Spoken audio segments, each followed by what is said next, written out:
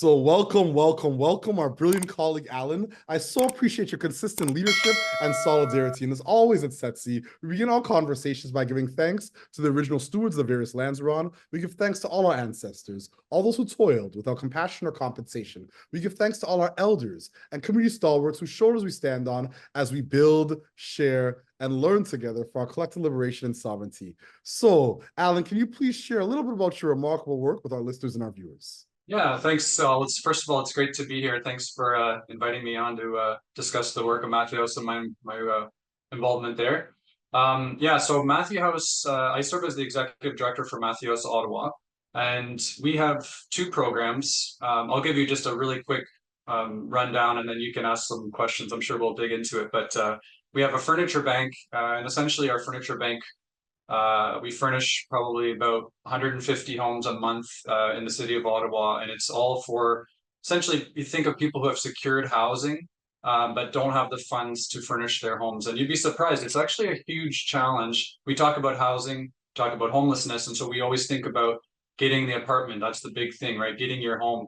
But it's a big reality that a lot of people who actually get the keys to their place, they don't have the funds to furnish, so their kids might be sleeping on the floor, there's nowhere to eat.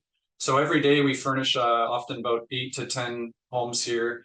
And within a day, people can have a home that was empty and it's now filled with furniture for kind of just really increasing the quality of life for that household.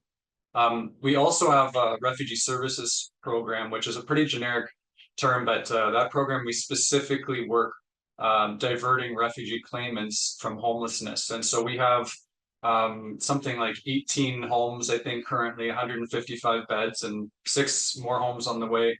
But the focus of that program is essentially to take newly arrived refugee claimants, get them out of the shelter system, off the streets, support them in their day-to-day needs, food, shelter, all the settlement supports that they need when they're brand new to Canada, don't know where to go, don't have anyone supporting them. Get them to a place within a few months where they're working, housed, contributing to their community, living, sustaining themselves. It's a huge impact for them and obviously the broader community as well. Yeah, I can imagine. That's tremendous work. 150 houses a month and just the responsiveness of these services. There are so many folks in need of these services. So once again, I just really applaud the leadership of you and your colleagues and the way you respond to community needs. So my next question is, what's inspiring you right now? What has you curious or what's keeping you up at nights? Yeah, I think that for me, the biggest inspiration I would say is just the tangibility of the work that we're doing. And so we talk about furnishing homes. And I mentioned even just briefly, like the idea of seeing a home that's empty and then a day later it's full of everything that's needed at a home. So that's inspiring, just that tangibility, I think, as you can see the impact on someone's life. And at our refugee services program, I think the impact not only on the individual, but on the whole community. So for instance, every person that we bring into our homes, I said we have 155 beds. So you can imagine that's 150 plus people that are not on the streets, not in the shelter system. And that has a knock-on effect. Obviously, that individual benefits, but it reduces the strain on the whole sector, really, because all those beds that are available for someone else who's needing that support temporarily. So I think I really like that sort of knock-on effects and the benefits that you can see that compound in the community level. I find that very inspiring. I say one other comment in terms of inspiration. We have an amazing team, and I realize that it's like, you can talk about teams and it sounds a bit jargony in some ways, but I am just so grateful for the people that I work with, many of whom have come as refugees themselves and have really decided to sort of give back from the benefits that they had when they first arrived in Canada, going through programs like ours, or sometimes even not, but then seeing the benefit of what we're doing, wanting to be a part of that. I'm really inspired by that as well. That's incredible. Thank you so much. I really appreciate you sharing and just the authenticity and nature of your work. So my next question is, what are some of the challenges and barriers you and your colleagues are working on? And what are some of the approaches you're taking to overcome some of these challenges and barriers? The biggest challenge, I'll focus on the refugee services side. The biggest challenge that we have right now is essentially at a national level. There's no plan, there's no coordination, there's no strategy for what happens when a refugee claimant first arrives in the country. Now, I should say there's a system for processing claims, and so that is in place, and Canada does a good job on that side. But when it comes to basic needs and meeting basic needs like food and shelter and sort of key supports, there's nothing, there's no direction for claimants when they first arrive. And so that's a huge gap in our system. And the result of that is that there's a very high rate of homelessness among refugee claimants in the country. And this has always been the case for decades. The challenge that we're facing right now is that the number of forced migrants in the world has been increasing, and something like 110 million now. While Canada is never going to see a large percentage of the world's forced migrants, the number of refugees coming to Canada has increased. So, for example, last year, I think it was 140,000 refugee claims in Canada. That compared to about 92,000, I believe, in 2022. So a 50% increase. When you have no plan for 140,000 people arriving in the country, that is a recipe for, you could say, a disaster. So as long as that's the case, that there's no plan, no coordination, we'll continue to see a significant amount of homelessness in major cities across the country, which means that locally we have to deal with this. Like, what do we do with all the refugee claimants arriving? Nowhere to go. So for us, the challenge is then how do we just continue to open more beds, secure more homes? A lot of it actually comes down to just like building relationships with landlords that are willing to rent to an organization like ours, which on the surface, if you're a landlord and you hear the work we're doing, we work with homeless people, we work with refugees. I think there's a bit of some barriers that we have to overcome in terms of convincing landlords that it actually makes really good sense for them to rent to us. And I mean, the short version is we're going to pay our rent every month. And we have a program where your home is going to be better taken care of than anyone else that would rent that place. But there are some barriers we have to overcome in terms of just getting houses. So I think we have about 10 landlords right now. And the good news is we've been doing this now for a few years. And we have such a good reputation that landlords actually are referring us to other people in the community and other landlords. So it's sort of like we got some momentum now, which is great. It's a perfect segue. Do you have a set of key priorities right now in your work that you'd like to amplify? So I think that you've shared a lot, but are there some key priorities that you'd like to share with our community of practice? Yeah, so I guess our priority / goal, and we can come back to goals maybe a little bit as well separately, but I think we really want to be able to divert every refugee claimant that arrives in Ottawa from homelessness. And so that means more beds, essentially. But there's also a piece that we're working on right now, hopefully in tandem with the city and some partner organizations in the community level as well. But to create a sort of reception center for refugee claimants when they first arrive in the city. Because what happens right now is because there's no coordination, refugee claimants arrive and they sort of just end up downtown at the emergency shelters. And so if we have a reception center where we can just avoid people ending up on the streets or in the emergency shelters. Often there's not even a bed in the shelters, and these days they're pretty packed.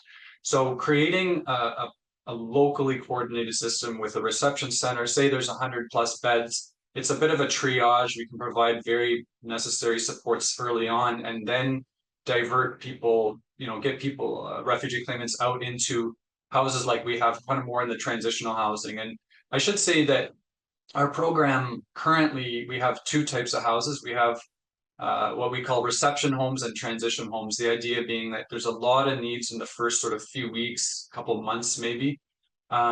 Transition homes sort of 3-4 months until we can find something longer term.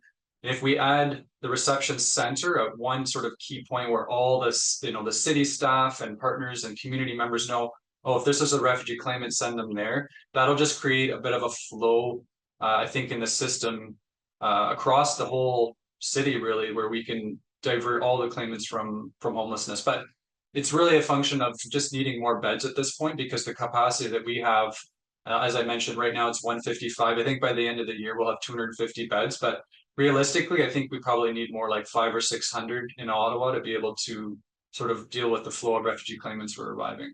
Thank you so much. I really appreciate you sharing and once again amplifying this important work and the clear chasm in terms of support that's needed. Like, not only have you identified gaps and you have a strong analysis of those gaps, but you're also framing out some solutions that I think make a lot of sense, especially for the beneficiary of these services. So once again, I really appreciate how you frame things for us. So my second last question is, in terms of your ultimate goal, what does success look like and feel like to you and your colleagues? Yeah, well, success. I mean, it's interesting when you're in this kind of work. There's really sort of like various levels, right? Success at the individual level for us is taking someone who is homeless, and within a few months, usually it's an average stay of maybe 5 or 6 months in our program, taking someone's homeless and then getting them to a point where they're working, they're housed, they have community around them, and they're contributing members of the community. I think that's success at the sort of individual level. At a local level, I already mentioned, I think, really wanting to have coordination for the whole sector so that we have a plan and know what to do when refugee claimants are first coming. At a national level, it's really that same thing writ large to say, like, we have to have a plan across the country. Because again, 140,000 people arriving in the country not knowing where to go, that's a huge risk in terms of homelessness for those individuals, but also then has negative knock-on effects at the community level. And so I think at each of those levels, it really comes down to just like getting someone who's a refugee claimant first arrived in the country and supporting them early on with the things that they need. You do that, hundreds, thousands of times over. It sounds like it's a lot of work, but it's actually quite simple. There's only a few things that are needed: a bed, food, a few supports in the first few weeks, especially first couple months. And it's not going to be a challenge that, well, I'll say it positively. It's something that we can deal with very quickly. Indeed. Thank you. So my last question, do you have any closing thoughts or calls to action for our listeners and our viewers? Well, I guess one of the things that I mean, I touched on this a few times. We really do need the feds to step up in terms of creating a plan for refugee claimants in the country. So I think, finding organizations, and I'm on the board for the Canadian Council for Refugees as one example, and we are working on a campaign to essentially build some awareness of this as being a gap in our system and getting the feds to take this on. We saw that there was some funding that came out in the last in the budget, a couple of weeks ago, talking about housing and homelessness and refugee claimants. But we don't just need some money thrown at the problem. We actually need to see leadership from various levels of government coming together to tackle this issue. So I think finding organizations like Matthew House Ottawa, where I work, and networks like the Canadian Council of Refugees, and supporting those efforts and those campaigns to essentially see the coordination and the sort of national plan in place. I think that's something that's very doable. And the nice thing about it is the work that we do is actually very low cost. Like, the outcomes are better and it's low cost. So immediately it sees savings with investments in this area. So I mean, it sounds like a bit of a tangent, but I think I can loop it back to connect. For instance, like our program at Matthew House, it's $800 to $1,000 per bed for every bed that we have per month. Okay, so if you have a refugee claimant, they're homeless, if they end up in the shelter system, it's going to cost, could be, thousands of dollars a month. And the outcomes are really bad because they get stuck in the shelter system. They kind of get into more of a likely chronic homeless situation. Send that person to Matthew House Ottawa. Usually within 5 or 6 months, they're out of our program. So that's costing $5,000. But then they're working, they're paying taxes, they're taking care of themselves, they're likely healthier, permanently, right? That is a benefit that immediately we can see compound across the country if we actually have support for programs like ours, and there's a plan to get refugee claimants to those types of programs. So, I think that I guess the closing thought would be support efforts to see more of this type of program, this type of model replicated and growing across the country, because it's going to benefit claimants, but it's also going to reduce the strain on the homelessness sector and the housing challenges that we're seeing across the country right now. Yeah, I couldn't agree more. Thank you so much for framing out the cost savings and the cost benefit analysis. Like, I can only imagine not just the cost savings around housing, but healthcare utilization costs and a whole bunch of other costs related to the social determinants of health.